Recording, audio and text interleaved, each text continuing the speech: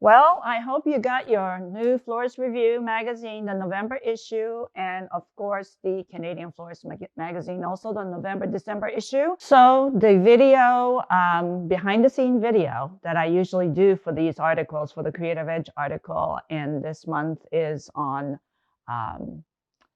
Cali Mediterranean vibe. It's the issues about San Francisco and about California trends. So I thought it was appropriate to come up with that particular video and the article. So I hope you enjoy it.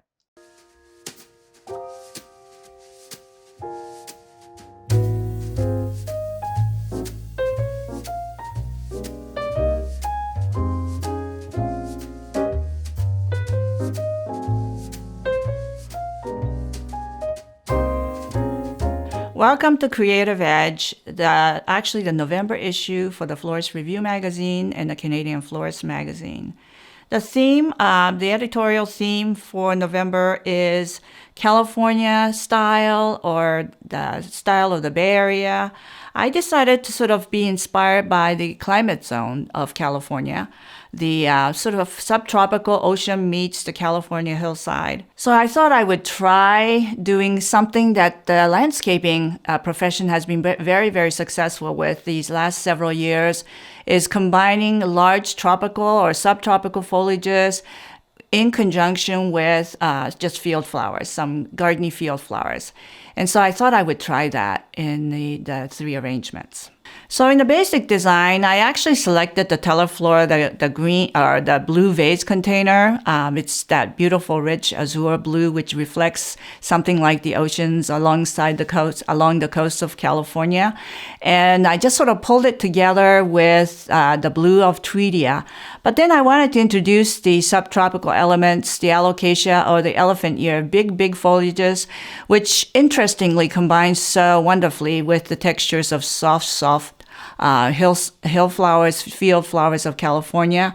So we have sunflowers, the pale yellow or butter yellow sunflowers, along with the clematis blossoms, as well as the clematis floss, the olive branches, the sago palms, so that you have the contrast of the subtropical material, especially the foliages, with the field flowers of California hillside. And I just thought it was a very interesting combination, interesting textural combination, and it just has that sort of wild spirit, the free spirit of California.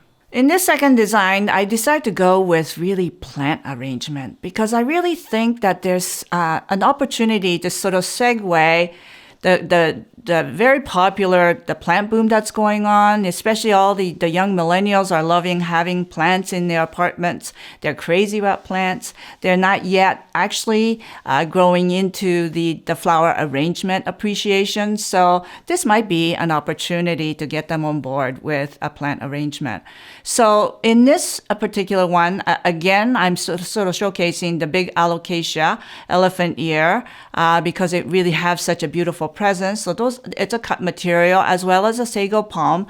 But what I have that's actually could be living is the Echeveria, the sea dragon, that beautiful kind of thick-stemmed Echeveria that's spilling out of that container. Now, this arrangement, by the way, is designed in floral foam. And the reason for that is a cut stem of the Echeveria, cut stem of the sedum, also cut stem of, actually there's a wandering Jew there, also sedum, the flowering sedum, and then there's Dracaena, Song of Jamaica. Those materials actually, if you actually use as cuts in foam, they will actually develop root into the foam. So it's an opportunity for exposing these young millennials who might buy an arrangement such as this, and then they'll find and discover that some of the plants actually start to root, so they have a living plant afterwards.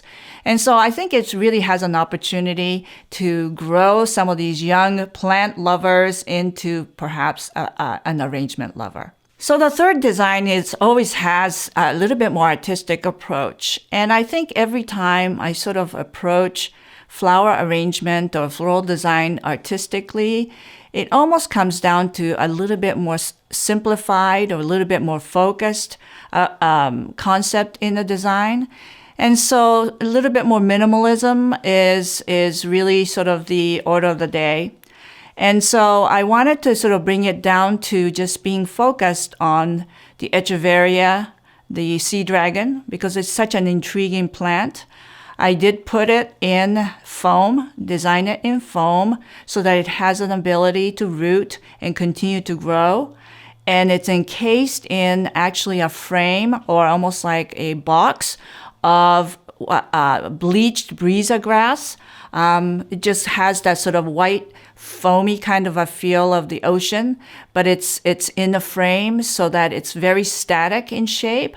But through that, we have Middlino extenders that's been wrapped in sort of aqua-colored yarn, which extends up from the container itself to bring that blue all the way through to give it that kind of oceanic, that kind of the coastal look.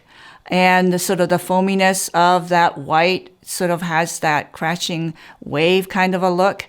And so I did this as a sort of a contrast of static shape and the linear components sort of flowing through it, and then allowing the Echeveria itself to actually eventually grow out of that frame. So it's kind of an interesting sort of experimentation. I really like the sort of simplicity of it. It's a lot about sort of the contrast between line and texture, and just beautiful, simple coloring of what the Southern California ocean might feel like.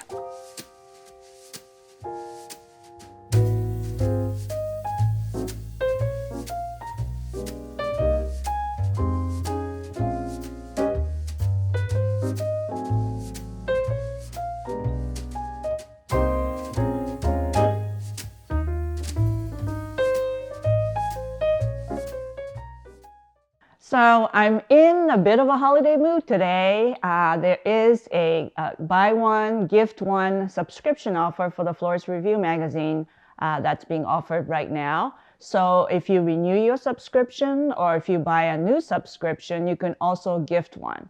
And so that's really a great idea for Christmas holidays, I think. So just get more information on this below in the description, in the link.